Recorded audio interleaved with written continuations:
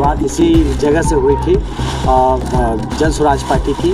और अब जन स्वराज पार्टी धीरे धीरे जैसे दिन बीत रहा है वैसे इसके रूट्स जो हैं और गहरे होते जा रहे हैं। इसका जो टहनियाँ हैं और बड़ी होती जा रही है, जो छाया है वो फैलता जा रहा है। इसी की सीरीज़ में, इसी की श्रृंखला में प्रशांत जी ने जो पहले यहाँ पे अपना पदयात्रा किया, उसके बाद पार्टी बनी, संगठन का विस्तार हुआ, फिर बीच में आपने देखा होगा 17वीं बीपीएससी को लेकर एक आंदोलन हुआ जहाँ पे उन्होंने आमरण अनशन तक किया 14 दिनों का, और उसके बाद ये यात्रा निकलती है। तो ये कहीं ना कहीं आप इसको जोड़ के देखिए, समझिए कि किस तरह से बिहार की जनता, बिहार के लोग इस बात को लेके अब आश्वस्त हो चुके हैं कि जिस विकल्प के अभाव में वो या तो लालू जी के परिवार को बढ़ाते थे या तो नीतीश जी और उनके जो सहयोगी अलाइज हैं उनको बढ़ाते थे, अब वो विकल्प की कमी नहीं है। और जन स्वराज पार्टी एक विकल्प बनकर, मजबूत विकल्प बनकर बिहार के समक्ष खड़ा है। और बिहार की जनता को अब इस जन स्वराज के संघर्ष का साथी बनना है,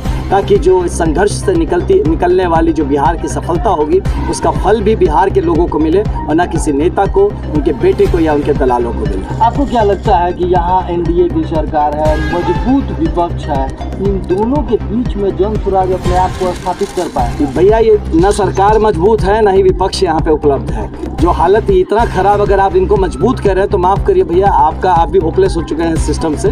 लेकिन ये बिल्कुल नहीं है, नहीं सरकार मजबूत है, नहीं विपक्ष मजबूत है।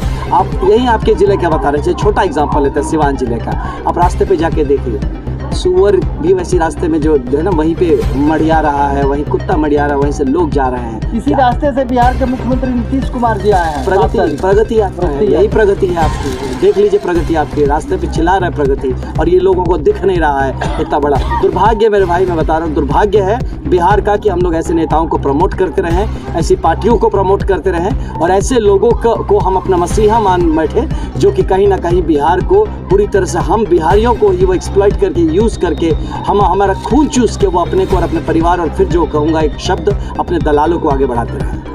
जन स्वराज की अगर बात की जाए तो IAS से लेके IPS लोगों की भरमार लगी हुई ना भैया पर, लेकिन धरती पर माने जमीन पर क्या जन स्वराज का हम कहाँ हैं? आप देखिए ना, जमीन पे नहीं है, धूल फाक रहे हैं। देखिए ये क्या है, ज़मीन पे नहीं है तो कहाँ है हम लोग? और IAS IPS की भरमार नहीं, इतने IAS IPS इससे ज़्यादा आपको हर पार्टी में मिल जाएंगे।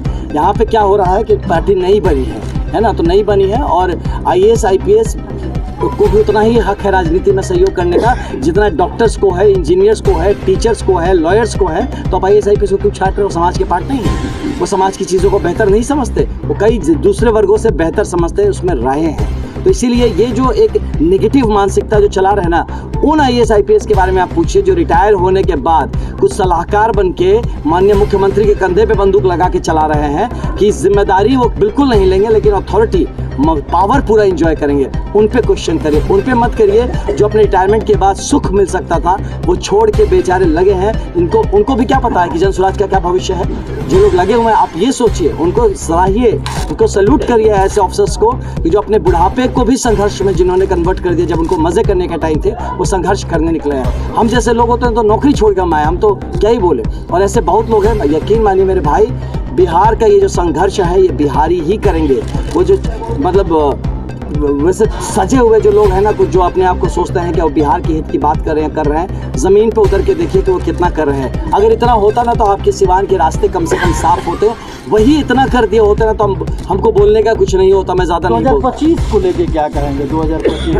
2025 को लेके जनता कहेगी इसके बार। हम लोग सभी कह रहे हैं, कोई 225 पार कर रहा है, कोई कुछ बता रहा है कुछ। हम लोग 243 सीटों पे जन स्वराज पार्टी मजबूती से लड़ेगी। और आप इस बात का यकीन मानिए कि आपकी ये जो यात्रा है और अदरवाइज भी जो जन स्वराज पार्टी के कार्यक्रम चल रहे हैं, हमारा इसमें उद्देश्य सिर्फ दो ही है। एक कि जनता को समझाना कि ये दुर्गति क्यों है बिहार का, और दूसरा उनको ये इस बात के ललकारना कि इस अपनी जिम्मेदारी को आप समझिए और इस संघर्ष में साथी बनिए, ना कि किसी और इस संघर्ष में साथी बनकर बिहार को बढ़ाइए, और ना कि किसी और को बढ़ाने के लिए, किसी और के परिवार को बढ़ाने के लिए आप अपनी जवानी और अपने बच्चों का बचपना कुर्बान ना करें। जीरादेई में आया है, डॉक्टर राजेंद्र बाबू की धरती है, तो क्या अपील करें? मैं यही अपील करूंगा जो मैंने कहा कि लोगों को चाहिए कि इस अब की बार जब वोट देने जाए तो 3 बात को आप ध्यान में रखिए, उसको सोच के वोट देखिए कि कौन आपको सशक्त और मजबूत बना रहा है, कौन आपको गरीबी से निकलने का रास्ता बता रहा है, आपकी गरीबी का मखौल उड़ा के आपको मुफ्तखोरी में